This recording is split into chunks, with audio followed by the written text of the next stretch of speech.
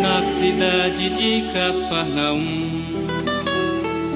um ato de fé se destacou, preferindo no fogo morrer, mas seu mestre não abjurou.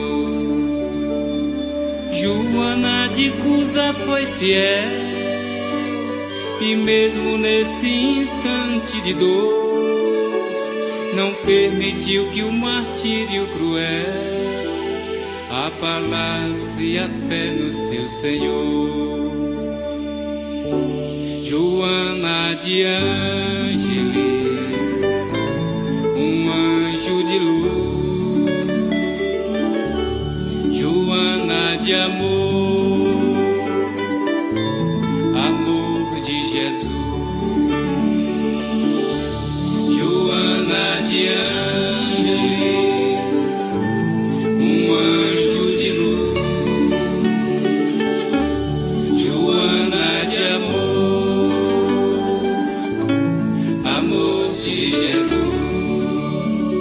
Joana que muitas vidas viveu, aqui na terra sempre em missão, fiel representante de Jesus, convicta na sua vocação.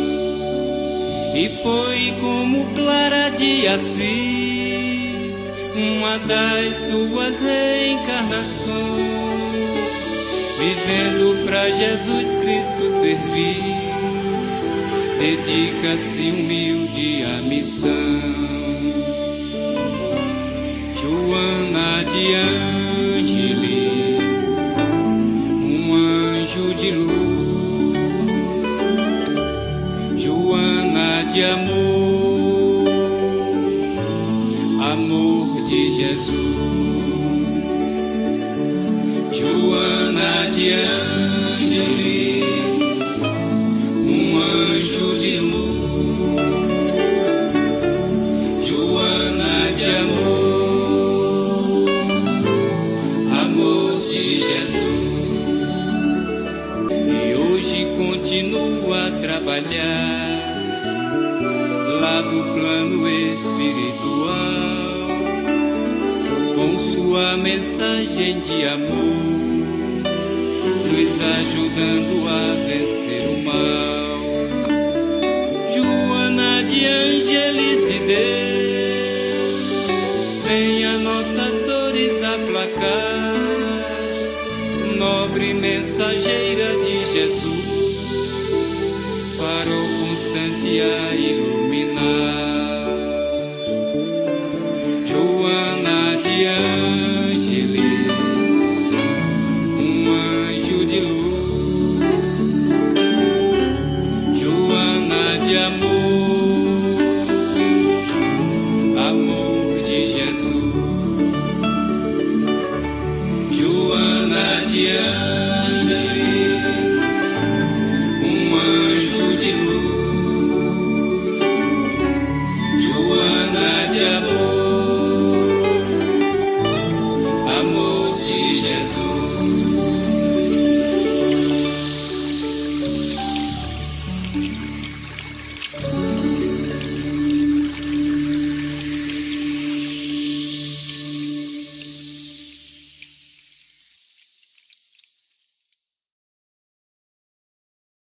Mais uma vez, seguindo nossos estudos sobre a proposta espírita em Joana de Ângeles, verificando que realmente a nossa irmã seguiu criteriosamente as mensagens do nosso mestre, trazendo uma ampliação desse olhar, agora com os olhos da psicologia transpessoal.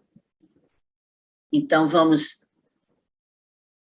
voltar o nosso pensamento conectando com o nosso mestre, que foi o benfeitor que trouxe para nós tantos conhecimentos para nos aprofundarmos dentro da nossa sede, a sede do Reino de Deus.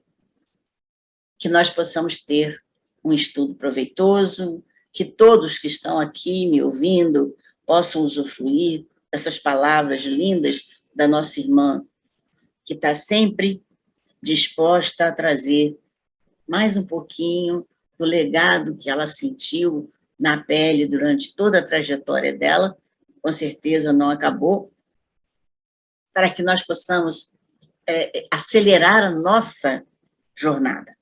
E assim, pedimos que nos autorizem a iniciar o nosso estudo de hoje. Graças a Deus.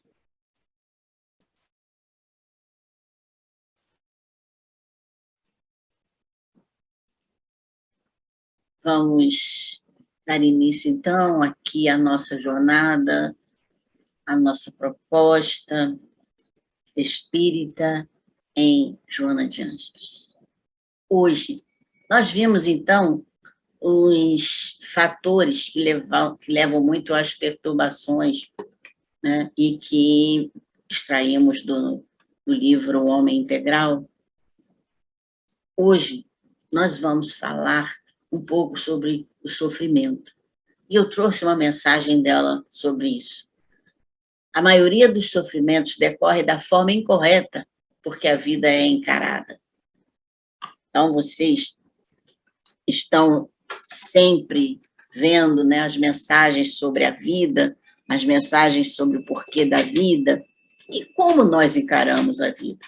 Ela está falando que o sofrimento depende muito da forma como nós encaramos a vida. Como é que você encara a vida? Como é que a vida é encarada de um modo geral? Será que é fácil olhar a vida? Será que é fácil viver a vida? Será que é fácil entender a vida? Então, hoje eu queria realmente fazer a passagem sobre um assunto muito delicado, porque as pessoas temem muito esse assunto, falam de uma forma muito pejorativa e pessimista. Vamos ver se a gente consegue modificar isso. Então, vamos falar sobre sofrimento na visão de Joana de Ângeles. Para isso, nós temos um livro extremamente adequado, que é a obra Plenitude. A obra Plenitude, nós vamos agora acompanhar essa obra um pouco, né, durante alguns encontros, porque nós vamos buscar algumas facetas em relação ao sofrimento. Pensar em sofrimento é nos remeter ao consolo que vem de alguns milênios, né? Krishna, Buda, Jesus, Allan Kardec vieram trazendo uma visão diferente de sofrimento, trazendo a busca de consolar os aflitos, consolar a humanidade, olhando o sofrimento de um outro prisma. O conceito de sofrimento começou a ganhar valiosas contribuições a partir disso. Hoje, com os modernos cientistas da saúde holística, a visão sobre o sofrimento alcançou um grau muito maior de entendimento do homem e do seu relacionamento com as forças vivas da natureza. O papel do espiritismo para o conceito de sofrimento antecipa essa conduta holística. O espiritismo, antes disso, já conclamava o homem para o respeito a Deus, a si mesmo, ao próximo e a todas as expressões vivas. Também colocando o ambiente onde ele está localizado para aprender a ser feliz e adquirir a plenitude. Então, mostrando que não é o ambiente que ele está que faz necessariamente o sofrimento, mas é a forma como ele se adapta a esse ambiente, né? Então, o sofrimento, ele tem a ver com todo esse voltar do homem a essa ligação de respeito ao universo, a si mesmo, ao próximo, a essa onipotência divina que nos trouxe a este ambiente do universo. E o ambiente em que a pessoa está localizada vai poder fazer com que acelere, né, a aprendizagem. Então, isso o Espiritismo mostra muito, que a gente deve estar lembrando que a gente veio para um ambiente que vai favorecer essa aprendizagem. Não é um ambiente para maltratar, para nos punir, não, mas para trazer aprendizado. Com isso, a gente confia que, induzindo os homens à aquisição da plenitude, paz e saúde, inteiramente livres de sofrimento, vai constituir aquele homem que vai construir o amor como fonte viva de realização íntima e geral. Então, confiar que você, no momento em que está trabalhando para a aquisição da plenitude, você está construindo. Construindo o quê? O amor. O amor como fonte viva de realização íntima e geral. O comportamento do homem em relação a isso? Em todas as épocas, o homem vem travando uma violenta batalha para livrar-se da dor. Isso é indiscutível. As forças acabam se desgastando, o ânimo acaba terminando, e com isso acontece o desequilíbrio. Resultado, graves aflições. Então, ele vai caindo em doenças mesmo físicas, depressão, irritabilidade, angústia. Na verdade, o homem quer passar pelo sofrimento sem ser machucado, ou pelo menos sem grandes abalos, de modo a poder usufruir dos prazeres da existência nessas incessantes variações que ocorrem ao nosso redor. Isso é o imediatismo. Interessa para o homem o hoje. Ele não tem uma visão do amanhã. Por isso, ele não suporta ter algum tipo de empecilho, de dor, de dificuldade, muito menos ser machucado para ter que dar uma parada, uma proibição de locomoção, de ir ali, de ir acolá, quer ir para onde quiser e fazer o que ele quiser. Há correntes filosóficas, doutrinas religiosas, mitologias, que estabelecem métodos depuradores para a libertação do sofrimento. Quais são esses métodos? Bárbaras flagelações até a negação do próprio mundo. Tudo isso para acalmar os deuses, para acalmar o Deus, se for o caso de um só. Deuses quando é politeísta, Deus quando é monoteísta. Será que você, diante de um fracasso, por exemplo, que dá sofrimento, adianta você ficar dando chicotada em você? Adianta negar o que está existindo, negar a vida, fugir desse mundo para se livrar desse processo que traz sofrimento para você? Então, a dor não é punição. A dor é um mecanismo da vida, a serviço da própria vida. É um mecanismo da nossa existência a serviço da nossa existência. Faz parte da etapa evolutiva do planeta e de todos que aqui estagiam, que estão rumando para planos mais elevados. Faz parte do nosso caminho. Nós estamos num mundo de prova e expiação. As provas que não conseguimos usufruir, que não conseguimos ultrapassar, fazem com que a gente consiga aprender. Mas aquilo que a gente também deixou é um processo positivo. Você está deixando um legado. Está deixando um legado. O fato de você ultrapassar um obstáculo já é uma coisa positiva para a sua evolução.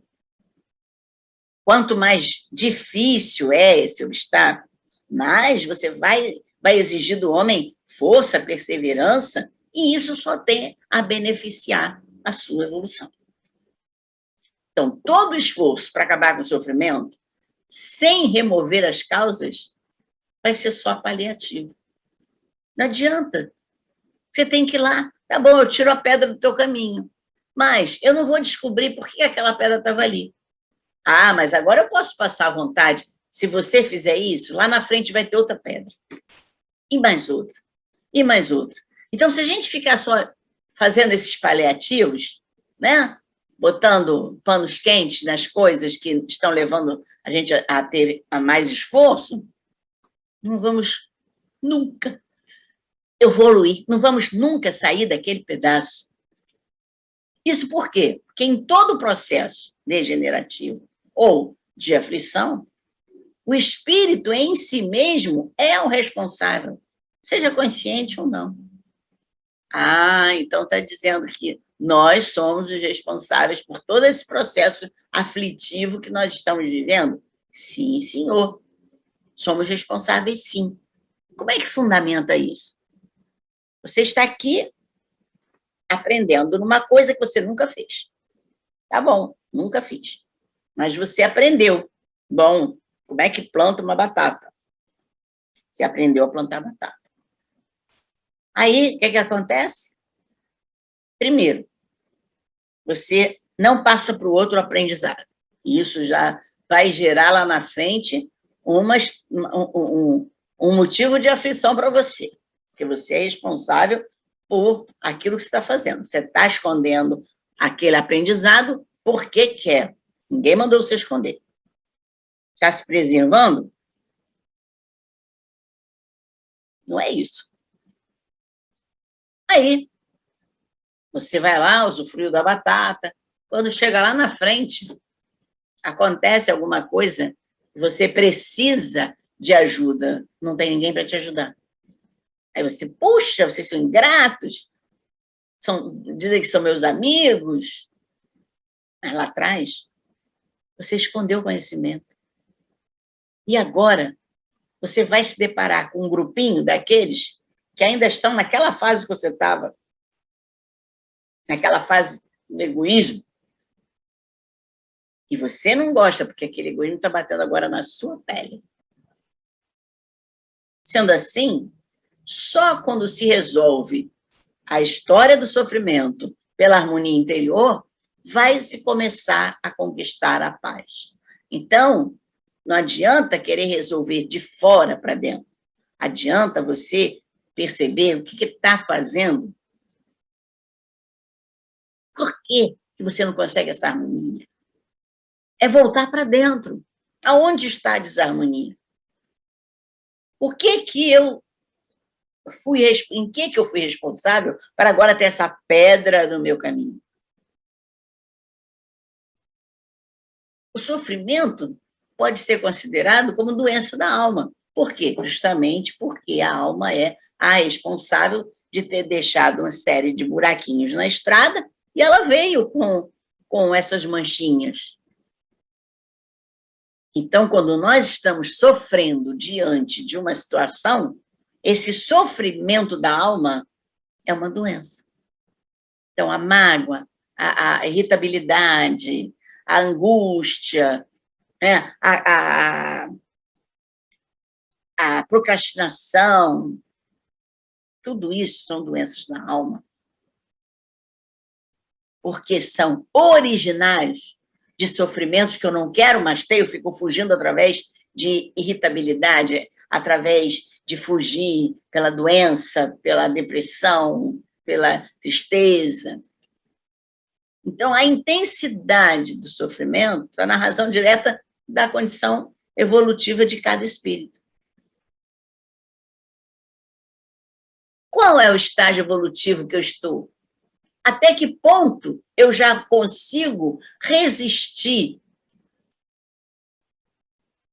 moralmente, espiritualmente, emocionalmente, àquela situação de dor? Conforme eu vou evoluindo, eu vou criando mais resistências, porque eu vou criando mais consciência, e aí, com a consciência, eu olho a dor de outra forma. Não é ficar prendendo a resistência, mas eu estou entendendo, então eu resisto, por quê? que eu estou entendendo. E aí eu vou procurar resolver a causa daquela dor.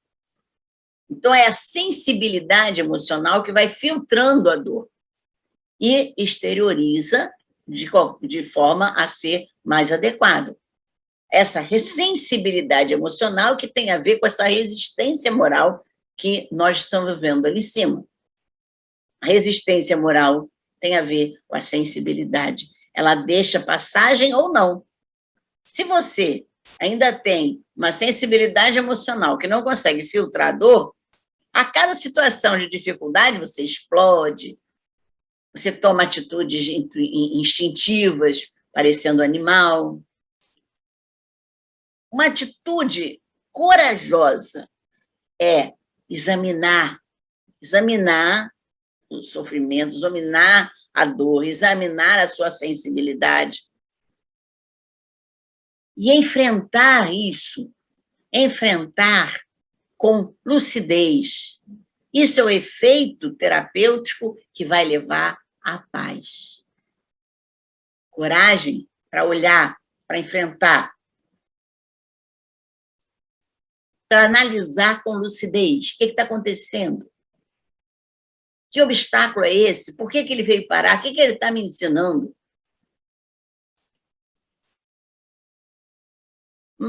Desmembrando um pouquinho mais sobre o sofrimento, Buda estabeleceu 4 nobres verdades sobre o sofrimento.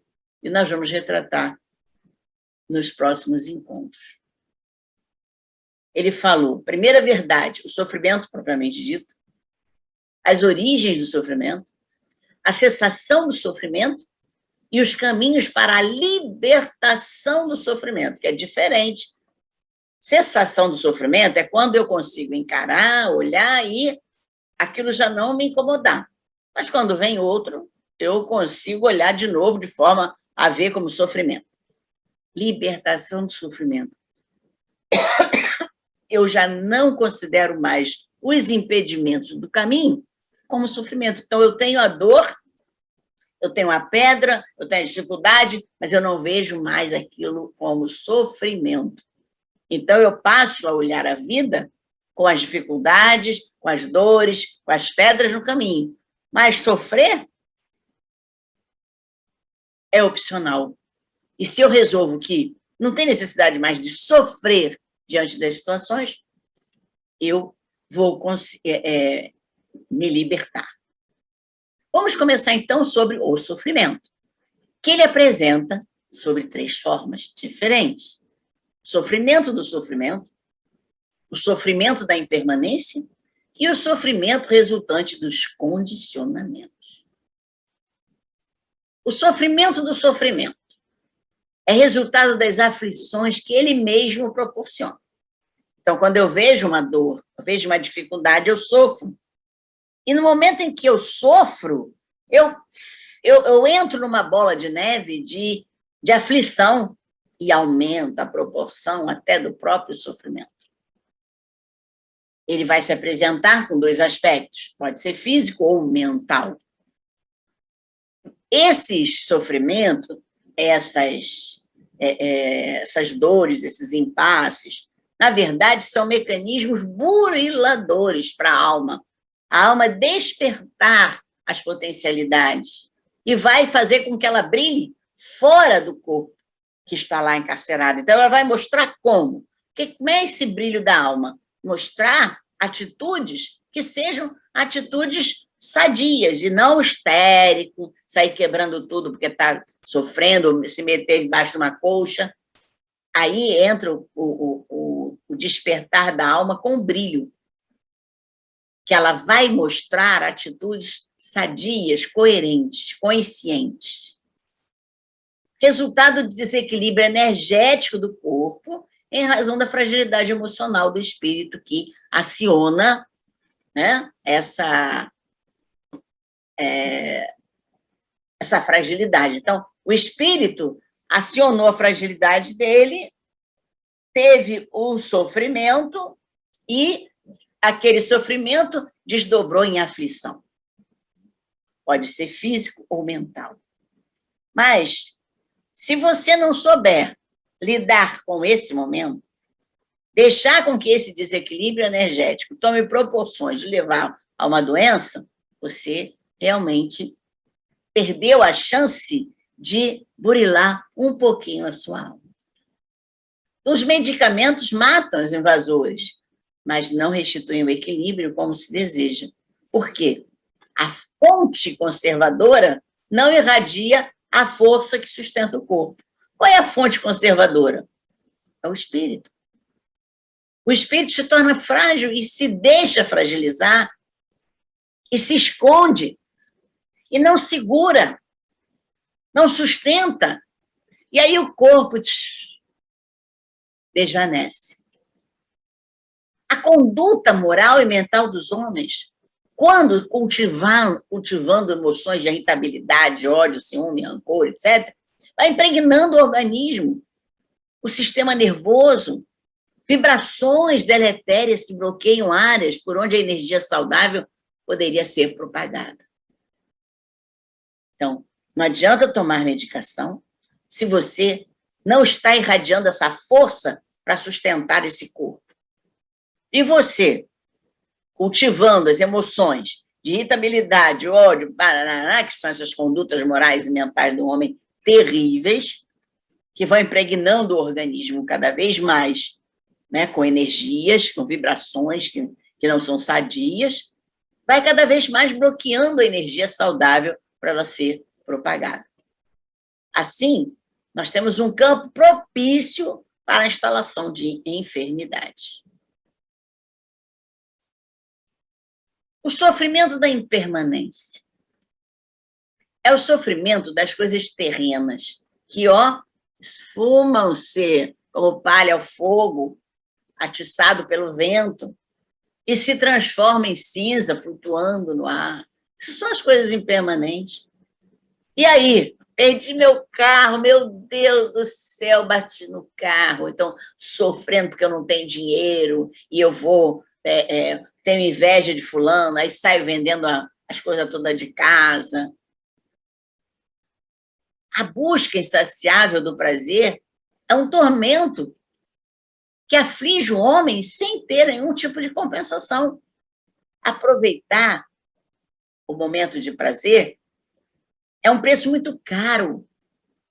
Você paga muito alto, porque a sensação que você recebe não vale como retribuição daquilo que você pagou, que é o fato de você estar estagnando em evolução espiritual. Resultado, por esse resultado, é a ilusão. Então, o resultado por esse resultado, que a retribuição correspondente não é conseguida, é a ilusão. Para conseguir desfrutar desse determinado prazer, o indivíduo vai investir além das possibilidades, por isso o preço é muito caro. Depois, quantas dificuldades tem a enfrentar para manter essa conquista? A imaginação estimula a ilusão da posse.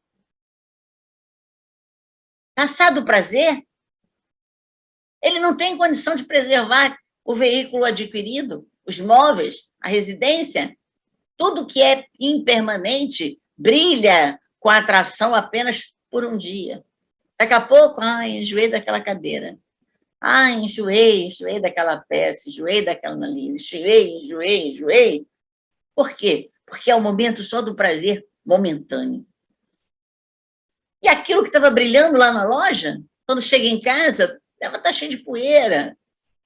E você tem que manter aquilo limpinho para poder ficar brilhando como era na loja.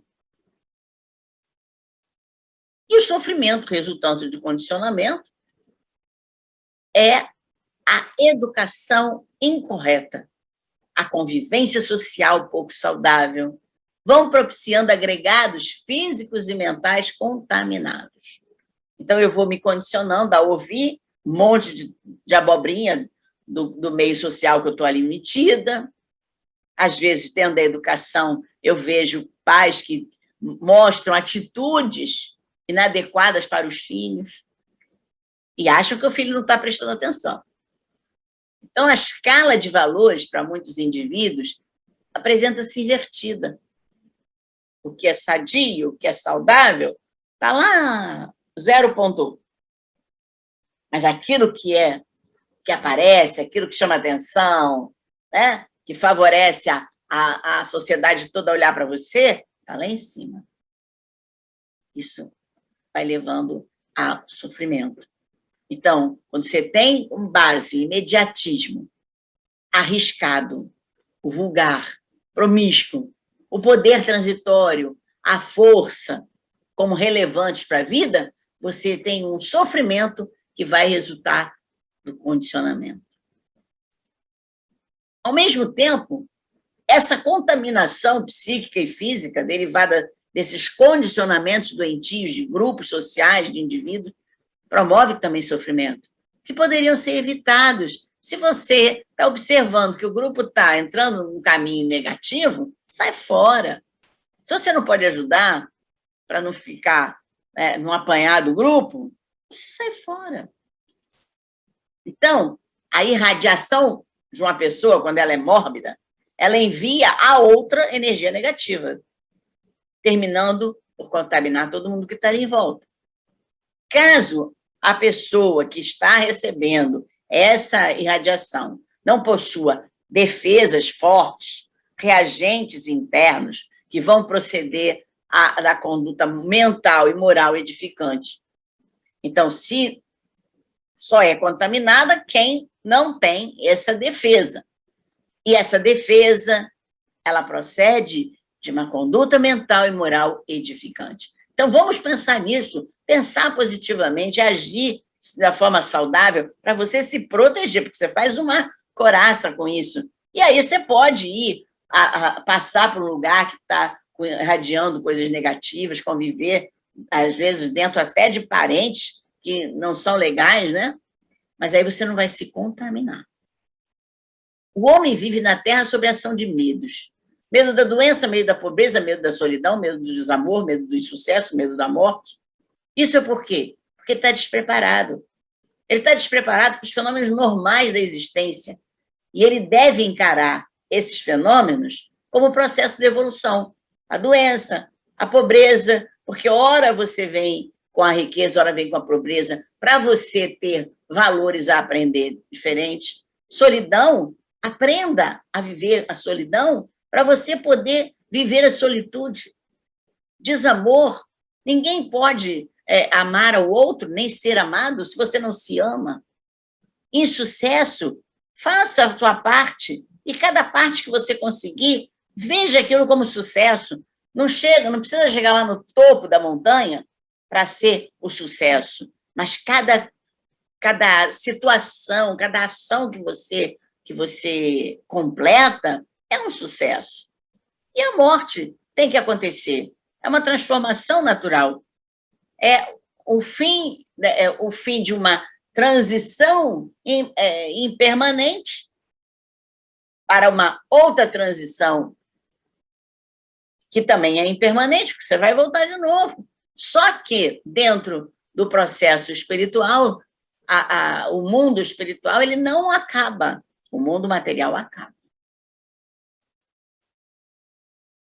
Então, a educação, calcada nos valores ético-morais, não castradora, estimula a consciência do dever, da responsabilidade do indivíduo para com ele próprio, para com o próximo, para com a vida. Vai equipar de saúde emocional, de valor espiritual, para poder passar equilibradamente por esse trânsito da existência física. E aí ele vai passar com aprendizado, com a cabeça erguida, com um sorriso nos lábios, com alegria no coração, sem encontrar os embates do sofrimento. Vai ter dificuldade? Claro, vai ter dificuldade, mas ele vai saber olhar essas dificuldades sempre com serenidade, com consciência. Se puder, ótimo, ultrapassar. Se não puder, ele procura um outro caminho paralelo para que ele possa seguir em frente, que às vezes ele está dentro de um processo que ali não é para ele, e ele está ali impondo que aquilo ali seja o caminho dele. Então, ensina a criança no caminho em que deve andar. E ainda quando for velho, ele não vai se desviar dele. Isso é condicionamento educacional. Se você ensinar a criança a pular, ela vai pular. Se você ensinar a andar, ela vai andar. Se você ensinar ela a rolar, ela vai rolar. Agora, se você vai ensinar a criança, ensina pelos caminhos de valores positivos, saudáveis, daquilo que ela vai andar para o resto da vida. Está lá em Provérbios 22, 6. Então, esse é o primeiro passo, né? Falando do sofrimento. Daqui a uma semana, nós vamos falar da outra faceta das verdades novas. Tá? Então, vamos olhar agora os nossos sofrimentos, os nossos esforços, sem lamúria, sem vitimização, né? Olhando com serenidade as situações que estamos vivendo. Por quê? Ninguém nasceu rico, ninguém nasceu de roupa, ninguém nasceu de grife, ninguém nasceu com nada disso. Tudo foi conquistado. Se você preferiu conquistar sempre as coisas mais caras, lamento, se depois o dinheiro não dá mais. Então, é melhor a gente realmente começar a pensar, né, no minimalismo, vamos ver o máximo que eu preciso. E, nesse máximo que eu preciso, tem sempre tudo que vai satisfazer a nossa jornada. Por quê? Porque nós temos amigos espirituais que sempre estão conduzindo o que a gente precisa. Que Jesus esteja com vocês, que marque na casa de vocês um pontinho de luz crística, para que nunca vocês esqueçam da presença dele. Graças a Deus.